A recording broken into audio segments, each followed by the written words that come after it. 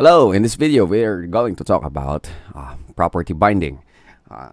On the previous video, pinag-usapan natin si interpolation. For example, we have here tag, and then kung gusto mong makita yung, or gusto mong i-bind yung data from TS papunta dito, ginagamit natin yung string interpolation, something like this. Okay, so gamitin po ito kapag dun sa may inner HTML or dun sa may content ng ating tag sa gitna ng opening and closing tag ng element natin.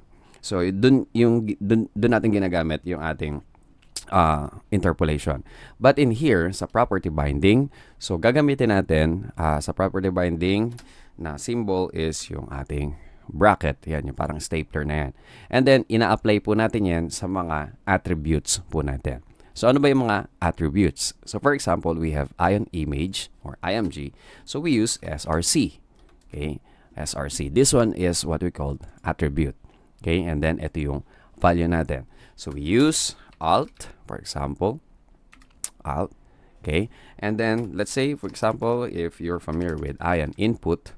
Okay? So, we can add, let's say, type. Let's say, text. Okay?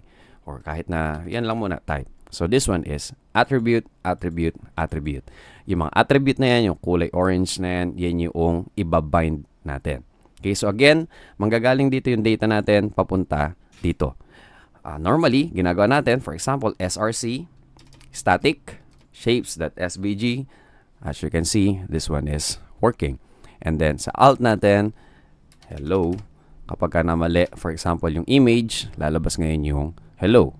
Okay, and then for example, sa type natin, ion input, for example, let's say date na lang. And then we have here date. Okay, so ito yung tinatawag natin na static. Okay, so ang gagawin natin, magbabind tayo para dynamic siya, manggagaling sa TS, again, papunta sa HTML. So ang gagawin natin dito, babind natin si src, okay, yung property natin, mga properties natin. Okay, and then yung mga values na to is i-change natin siya into a property or variables, parang katulad ng ginagawa natin sa string interpolation. So let's start by declaring public src value, for example, or you can use any name that you want. And then ililipat lang natin to, kukunin natin to, cut natin yan, paste natin dito. And then, instead of using literal string, ang tatawagin na natin ngayon dito, is src value. Okay, so I declared alt value string manok ang lalabas dito. Okay, so and then we have here type value. So gagawin lang natin, like dun sa may src value, yung property name ang ipapalit natin sa literal na text na value. Okay, so and then type value. Okay, so again, kung ano yung value nito sa TS natin, yun yung papalit dun sa may value niyan. Kapag ka naman tinanggal ko tong F na to, SVG, so mag-a-appear pa din yung image natin. Ito po, hindi po siya laging value.